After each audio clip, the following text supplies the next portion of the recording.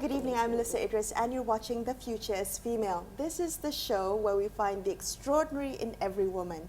Now, according to a 2016 United Nations report, adolescence is a critical time to instill the love of sports. However, this report also found that at puberty, a girl's confidence drops 2 times more than that of a boy's, and that about 50% of girls drop out of sports at this age. Tonight on the show, we're going to be discussing the gender participation gap in sports and why it's important for us to address that imbalance. Joining me on the show tonight, I have 2 individuals who are involved in grassroots sports, community sports teams. Ira Roslan, she is from the Brand New Waves Running Club, which is a local community running crew, as well as Raisa Shah, she's from the Gilchester United football community, and they're both with me tonight. Thank you so much for coming on the show, guys. Thank you for having us. Okay, so both of you involved in grassroots level sports, and it's important, I think, I wanted to talk to you about your observations just being, within your respective teams. First of all, tell me a little bit more about these teams. Maybe, Ira, you can begin with the Brand New Waves Running Club and how that kind of came to be and how you came to be involved in it. Okay. Brand New Waves Running Club was founded, I think about a year and a half ago by our president, Adam. And from there, so we're a co-ed running club with about 200 people. And we do community runs. So this is purely recreational for a lifestyle, essentially. And from there, out of the 200 people, we realized that quite a few women were taking more leadership roles in the runs. And as a result, we decided, a group of us, the girls decided to start the women's division, which is all female, all led by women, and only for women to participate. What does a leadership role in a running crew entail? Yeah, so leadership roles in our running crew involve, so we run as a group, and to ensure safety, we have one person in the front who paces the run, so you maintain a pace for everybody to follow. And then you have floaters left and right of the group to ensure that security and safety is kept to by flanking. And then you have one person in the back we call the sweeper to pick anyone that's kind of dropped down or slowed down and encourage them to come back up to the front of the group and catch up. All right, Yeah. so you notice more women taking up these roles and then decided to branch out to do a women's division. Oh, we'll come back to that. Raisa, what about you? What about Gilchester United? How did you come to be involved in an all-women's football team? So I've been playing football since, I would say I was young, and then I stopped 6 years ago due to an injury. And then one day, I think a year ago, Adam as well posted that they were looking for players for an all-female football game. So I joined in the game, and then I told Adam that, hey, this is really good initiatives, you know, let's really push this and get more female involved, because like I said, I stopped playing for 6 years and it was so hard to find a team to play. So this gave an opportunity for, you know, women who don't have a group or they want to try to come in and try football. Okay, I love that because both of you brought up really interesting points. That first of all, you're noticing more women, and then you decided to branch out to a female-only division. The other part was all these reasons about difficult to find a team, all the injuries. Let's kind of unpack all that. Ira, when you noticed more women joining the running crew, why was it important to branch out for a women's-only division? Why not keep it co-ed? Why was it necessary to just have women run with other women? Right. So what we found, so we've done a few of these, and when we do the co-ed runs, the men outweigh the women a lot. Then after, meaning the attendance, yeah, there's a lot more men. There are women, but in terms of attendance, there's always more guys. And then when we spoke to some of the girls, like, why don't they come and join us? They're firstly intimidated. They're intimidated because there's this perception of, if I'm going to be doing a sport, I need to be already good at it. And there was, I would say, like maybe they needed a bit more support and encouragement to push them to do it. And so when we broke out into women's division, we started really small. We only had, I think, maybe about 10 show up the first run, even less. And then now we have 100. Yeah. And that's great. Was it just spreading word of mouth? yes. Like women telling other women, hey, I ran in this running crew, would you like to come this weekend? Absolutely. Okay. Word of mouth and also social media. Actually, social media has played a huge part for our club because, like I mentioned earlier, we're building a lifestyle of sorts. And when they see other women participating in these runs through Instagram, they immediately DM and like, oh, how do we get involved? And, you know, we set up a WhatsApp group chat. So at first we only had about 20, 30, and then quickly it became 100. Wow. And now in our runs, we have about 50 in attendance. And all women. That's really women. wonderful. What about you, Raisa? I mean, I can completely imagine, and I related to everything that you said about being intimidated, about thinking that you need to be good in the sport before you join it. Is that the same in football? I'm guessing there's Yes. even more of a gender participation gap in football. Definitely. I mean, it goes down to to school. Yep. I mean, in school, if you're a female, you only have two options, either badminton or netball. Netball, That's it. yes. And if at an early age you don't get introduced to different kind of sports, you would never pick it up. Just that's why there's more. I mean, if you look at football in general, why a lot of people play football is because it starts like maybe their father watches football, their brother watches football, their uncle watches football, and it always it gave them a feeling of like, oh, supporting a team, and then, you know, when they go to school, okay, let's play football.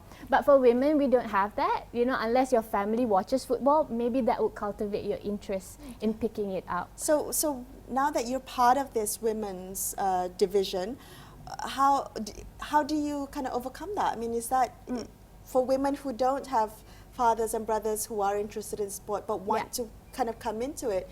I can imagine that must be a very difficult barrier to break. Yeah, but I think for women, when they see like a group of girls playing together, and we make it fun, like we make sure that we record it, put it on Instagram, you know, so it looks like a very fun activity to do, and they like it because it's all women.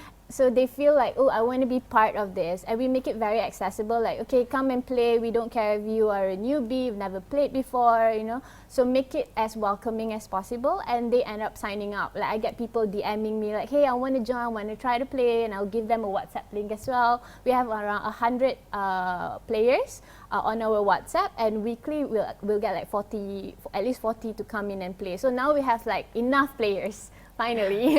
I love that. Okay, Yeah. let's take a quick break, guys. But after this, we'll come back and talk a little bit more about some of the barriers to participation and reasons that cause dropping out of sports. So stay tuned to The Future's Female.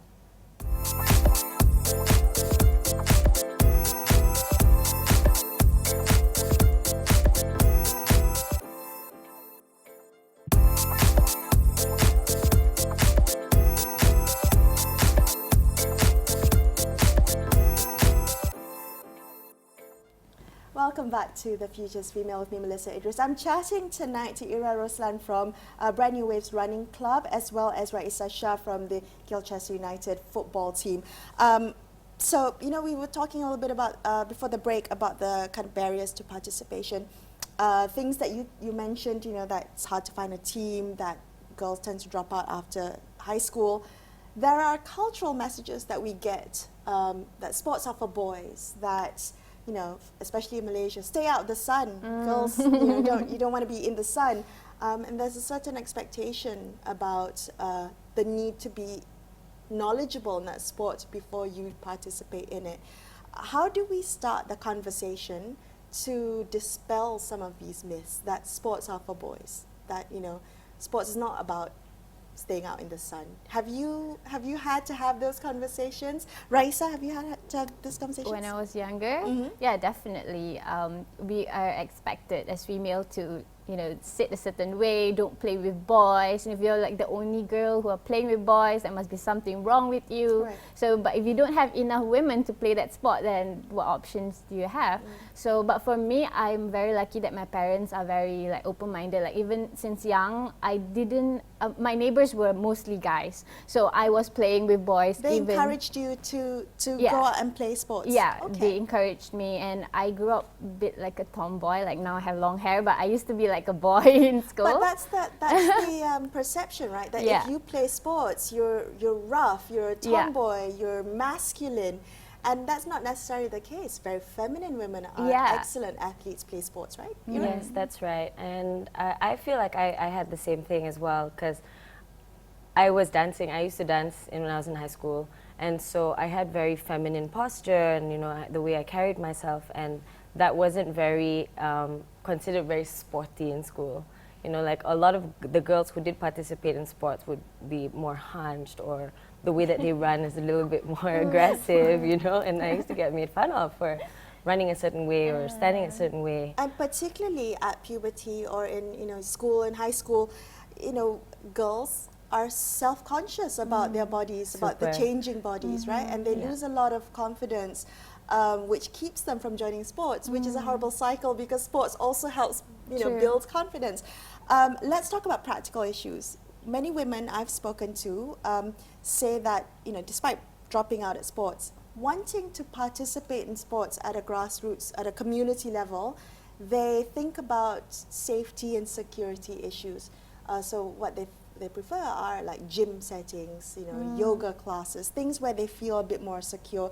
Is that an issue that you've had to deal with, particularly running? Running is the safety and security issues. I know many women who are not comfortable running alone. A lot of women are not comfortable running alone. We actually did a survey recently within the group of 100, right? And a lot of the girls, 20 I think I think 37 participants of the survey, 20 of them said that the reason why they come to run with Brand New Waves Women's Division is because we run as a group. And part of that is, I think, the reason is safety, because you're so concerned about running outside, and this applies to myself as well. Like I wouldn't go out and run on my own in the middle of the night at a quiet park, because you could get snatched, you could get robbed, you could even get kidnapped, raped. And then one more thing that we have actually experienced recently was catcalling. And it doesn't sound... Even when you run in a group? Even when we run in a group. So a couple of runs ago, we had a big group, and there were men who were coming up in cars and recording us. And that was a violation, we felt, to our, privacy and our safety.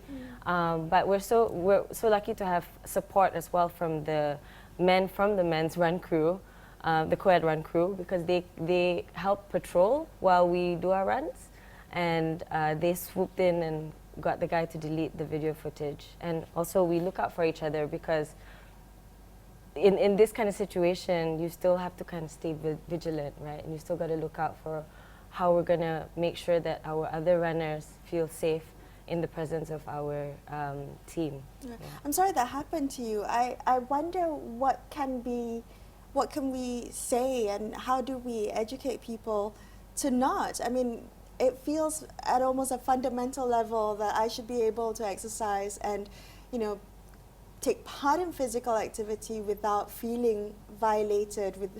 How do we begin to have that conversation? When you have new runners who come in, do you talk to them about the possibility, the risk that these things can happen? We do. I mean, of course, the first thing, safety is always our priority. That's why we ask everyone to always stick together in the group.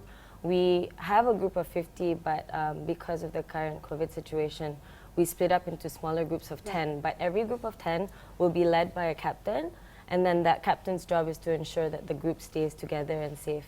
And if there were any issues, we would alert the other groups. Okay, Yeah. all right, that's good. At least keep that conversation going. Raisa, what about you?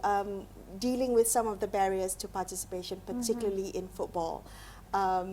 How do you get your club together, your community together, and decide when to have your matches, your friendlies? What is that? Kind of? How is that organized? How do you organize that to make sure that everyone has kind of an equal goal? Okay. For us, we have a WhatsApp group. So even though we have 100, depending on how many girls who wants to participate, we will open up slots. So we will start with like 20. If we feel like there are more girls that would like to join, we will open up till 40. So if it's 20, perhaps we play with another different team from a different football club.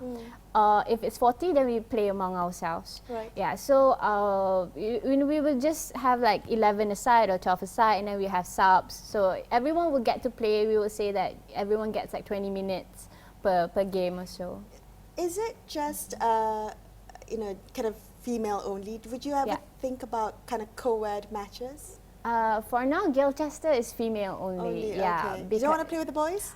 we could play mix. Would the but boys want to play with you? Oh yeah, probably. it could be like a Heaven Boys Gilchester mix. Okay. Yeah. All right. And that's actually quite good because, you know, you kind of debunk the myth of segregation, right? Yeah. Sports doesn't always need to be segregated according to gender. It's really about your physical ability, isn't it? What about resources? Do both of you find that at the level of kind of your community, your crew, your team, do you have enough resources to encourage women to come and join activities? Raisa? I think at the moment we are using solely on social media to get the word out. But of course, it would be great if we get more help from, you know, the government or KBS. Where do you play right now? I mean, do you play in private? Yeah, we play in football. Football which costs money to rent. Money, yeah. And that is, you know, is that your is it a subscription? Do you pool the money together? Yeah, we pool money together. Okay. So if you're playing on that day, you will have to chip in like 25 ringgit. And we will have jerseys for you. So the money will be used to rent the pitch, get your bottled water, you know, to wash your jerseys. Okay. So everyone looks like nice. So everyone gets to wear like same jerseys. Yeah. What about you? I mean, you're running in public spaces, but surely there needs to be some kind of resources, accessibility. Yeah, right? so I just wanted to share with you that actually the first big women's division run that we did was in partnership. We started in October last year, and we did a partnership with a breast cancer foundation for Breast Cancer Awareness Month because we wanted to come out loud and proud and do something for the women. So we collaborated with Breast Cancer Foundation. We got sponsorship from Zalora to host a community run, an event. Yeah, so we got goodie bags. We actually got a lot of other partners as well that were more than willing to come in and support. You know, like we had a physiotherapist there, some F&B, and it's very community-based, I would say, with like it's all about heart, I feel, for the way that we're running it at the moment. That's wonderful. Okay, we're going to come back and continue this conversation in just a couple of minutes. Don't go anywhere. Stay tuned to The Future's Female.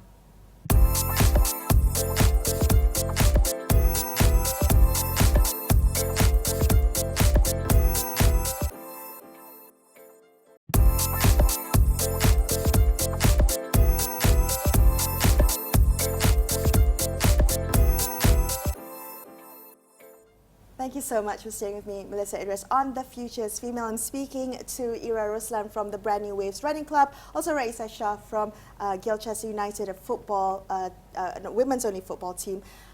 How important is visibility, role models in sport when addressing the kind of gender participation gap? When you were growing up, did you see women in sports that you thought, okay, that could be me, I could do that too? Raisa? For me, when I was growing up, there weren't that many women in sports as a role model. Always like, I mean, if you look at footballers, I think it was always like a male-dominated sports, right? But I think that now we have, you know, great female role models like Alex Morgan. You know, she's amazing. So yes, visibility is very important. Women needs to look at other women playing, you know, in that field so that they can aspire to be like that. Yeah. Okay, and I think social media is wonderful in this respect. If I saw, you know, my friends running or in a football team, I would also feel like I could do that too. I could also participate. Ira, what about you? I mean, did you have any kind of role models in sport that you thought, hey, I could do this? Admittedly, I was not super sporty in school. Okay. I played a couple of sports, but I didn't have any role models and all that. But now that I am in kind of more of the sporty community, I think that there could be a lot more. Okay. And that's why it's so important as well for us as a club to keep showing up and keep posting and sharing on social media on what we're actually doing. That's so interesting that you said you weren't super sporty in school. So how did you become, you know, or incorporate this athletic lifestyle? Yeah, I think back to your first point about, you know, people dropping out, I might have been one of those people that I did sports in school because it was part of the curriculum. Yeah. But I wasn't kind super of pushed interested. into it, right? And then at some point you decide that you want to do this for your health, for your fitness. And that's how I kind of got really into it. And as I got more into it, then I discovered communities like the ones we have now. And that's absolutely why I'm still here. Okay, so I love that you played sports in school and you weren't so sporty. How do we encourage young girls to stay interested and participating in sports from school onwards, so that we reduce that dropout rate of participation in sports? What would you tell young girls watching today? I would probably tell them that sports isn't just about winning a competition or trying to achieve something. It's a whole thing. You're doing it because you want to be healthy, because it is part of a lifestyle that you're trying to cultivate for yourself. And with that kind of mentality, I feel it could push people further and for longer. Yeah. And what about you, Raisa? For me, I think sports is a great way to learn about teamwork, to learn about, not giving up. So this is something that is so important that you have when you are young, because it's going to shape you to who you are as a person. So growing up, because I was very competitive, I turned out differently. So this is something that, girls or boys need to learn, and sport is the best way to cultivate this in them. And well, I like that. So that's a message for kind of young girls to kind of stay in sports. But you also mentioned that your family was very supportive of you going out to play football. What would you say to parents of young girls who are watching, so that they are more encouraging and supportive of their girls to remain in sports? Totally. Girls should play sport. It's great. It really teaches them that spirit of like real teamwork, not giving up. Like, wouldn't you want that for your kid? Okay. Even if they look boyish, it's okay, because inside I'm 100% I'm a girl. I am a girl. You're a girly girl. But I think having that character from young on, so now I can use that. And I feel good about myself, because I know if you work hard, you put in the practice, you turn up, you work as a team, you can be great. So you shouldn't define a woman, she needs to be dainty, she needs to be this or that. You be who you want to be. As parents, just support your kid. Give them all the opportunities that they can at a young age, and let them make that decision for themselves. As long as you keep an eye on them, I think should be fine. And also adding to that point is the whole idea that you need to be good at something when you start. You don't. You need to try everything. Try everything, see what fits, see what you like. If you don't like it, then don't do it anymore, but adventurous. For both of you, what support is needed? I mean, clearly you're doing really good things. You're encouraging your fellow women to adopt a more active lifestyle, to participate in sports, to be part of a community, which I think is really important. What support is needed for you to amplify your work? I mean, not just at the ministerial level, not just at the government level, but also with corporates, also with communities. What support is needed for Brand New Waves? I think with Brand New Waves, it would be great if we had more organic partnerships. That's kind of where we started, and it's nice that that's how we've been growing too. From the time of less than 10 people to 100, it's been super organic. It's just because it's word of mouth. And to have people come in as partners to support and maybe give us avenues to do more with bigger groups, with other people, and connect us to more women who want to participate and run, that would be great. Raisa? For us, we were thinking, because it's so expensive to rent a football pitch, so if we can have like a ladies' night kind of thing where we get subsidiaries, So this starts from private sectors as well, for them to encourage more women to participate. So that would be fun, like, okay, if you come in and you play, we can play cheaper. That's a great idea, ladies' night for football. I love that. And speaking of which, male allies are really important, right? So women participation in sports also means that men need to encourage the women in their lives to participate. Is that something, those are conversations that you've had with the women in your community teams? Do they have encouraging male support, like male allies in their lives? Yeah, so with Girl Chapter is cute. I had like one of this girl, they are actually a couple, it's husband and wife. So usually when Girl Chapter plays, Heaven Boys plays as well. So the wife will play the girl and the guy will go and play with the guys. So it's you a know, team. like It's really teamwork. yeah, And So that appears as well in the running club. So we've got one of our team members who, her boyfriend is also part of the run club. And when we have women's division, the guy will be the one in the patrol with like running behind just to make sure that the girls are safe. Yeah. I really like that. I think that's something, men can encourage the women in their lives to participate as well, something they can do together. Well, thank you both for being on the show. I really had a great time talking to you, understanding a little bit more about what's happening at a community level, but also how to encourage women to join these community teams. Thank you both for being on the show. Thank you so much, Melisa. That's all the time we have on this episode of The Future is Female. I'm Melisa Idris, and I will be back with you same time next week. Thank you so much for watching, folks, and good night.